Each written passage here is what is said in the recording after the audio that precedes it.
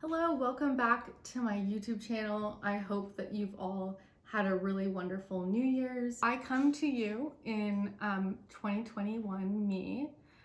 I wanted to do a video talking about some of my goals in terms of reading for 2021. Like, let's get real for a second.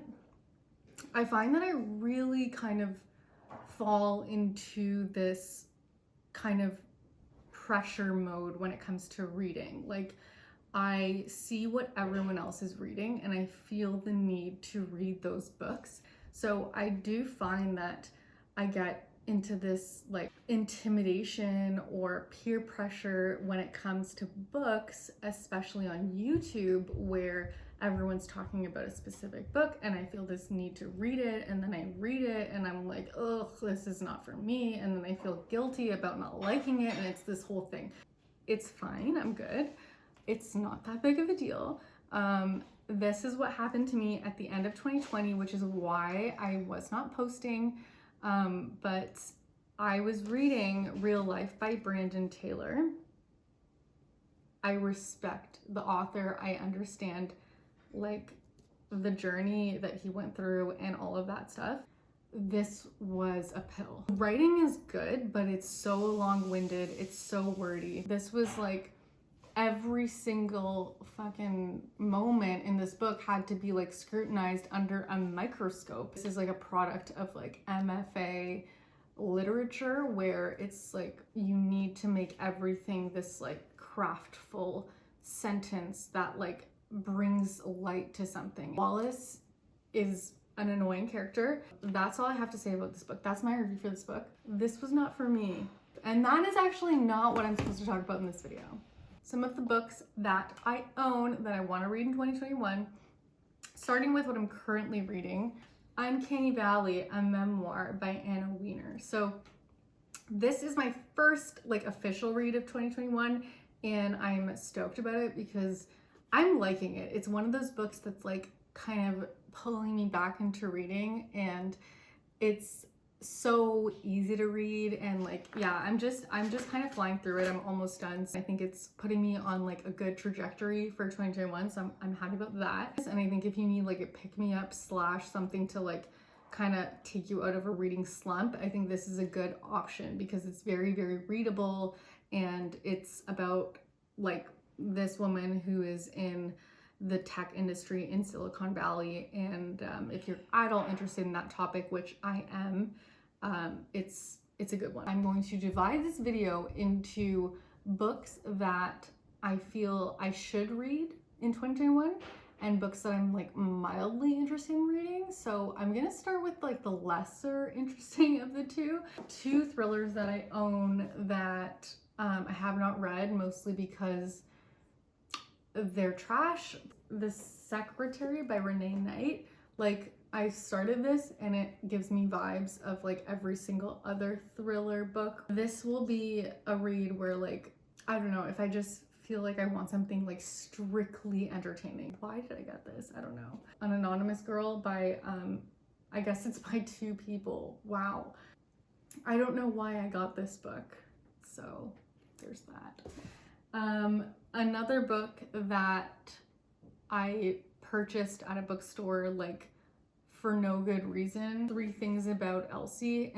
It exists and I own it, and maybe I will get to it this year, but maybe not.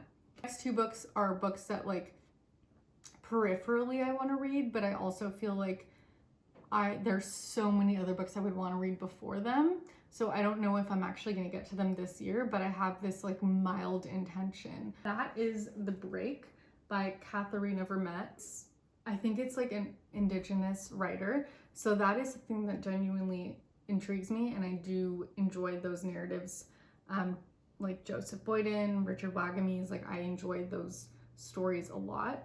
In the same vein, French Exit by Patrick DeWitt. I know so little about this, but I feel like it could be good. So if you've read this, like, let me know, because I feel like this has potential. Barbara Kingsolver, what a name.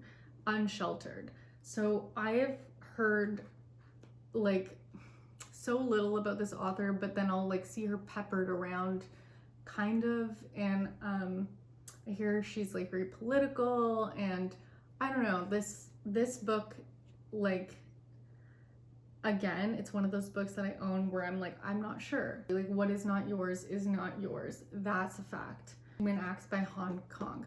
I have read The Vegetarian, and like, I thought it was okay. Just like struggling to like want to read this.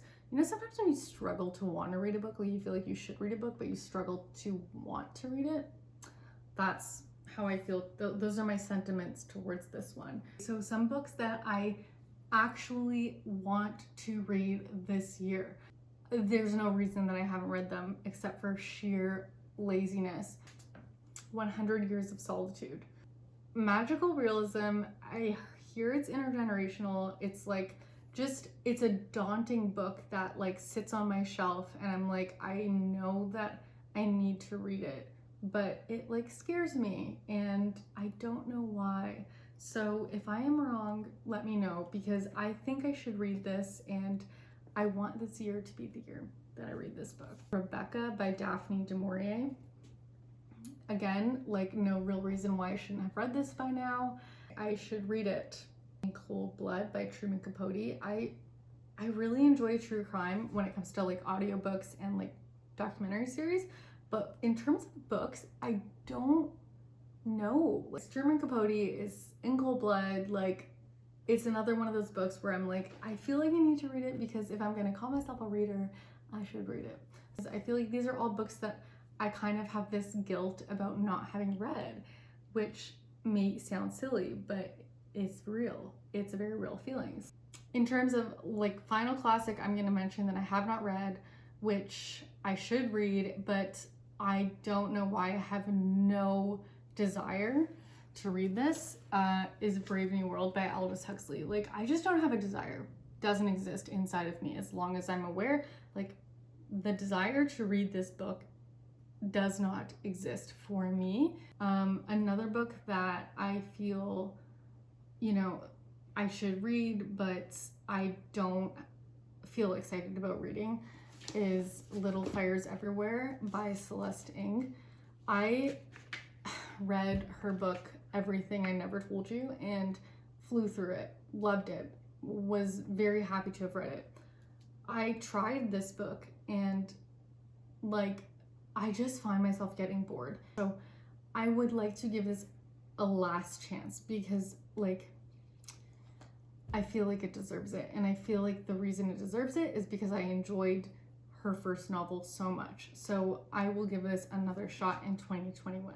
And as you can see, the wine is, you know, this book right here, which is Exciting Times. Don't know how to pronounce the author's name, and I should really look it up, because this is not the first time I've mentioned that I don't know how to pronounce her name. Here's the thing about this book. People have said it was very good, and so I feel like I should like it, you know? And so that's where I'm coming from, and I think I should get to this sooner rather than later, and I will. I have not read anything by Zadie Smith, and I think that I need to rectify that. And I feel now is the time. So I own White Teeth by Zadie Smith, have not read it, and I would like to read it. I really hope 2021 in general is a brighter, more exciting and optimistic and uplifting year for everyone. I know 2020 has been difficult, to put it lightly, and we've all kind of dealt with our own share of, you know, shouldering what's going on in the world, and it might be difficult for all of us to read at this time. I feel that, and I just wish everyone, truly, I wish everyone the best in 2021. I hope that we can all feel better and more uplifted and more optimistic about this year, and hopefully things will get better in the world. Here's to a new year, and Happy New Year.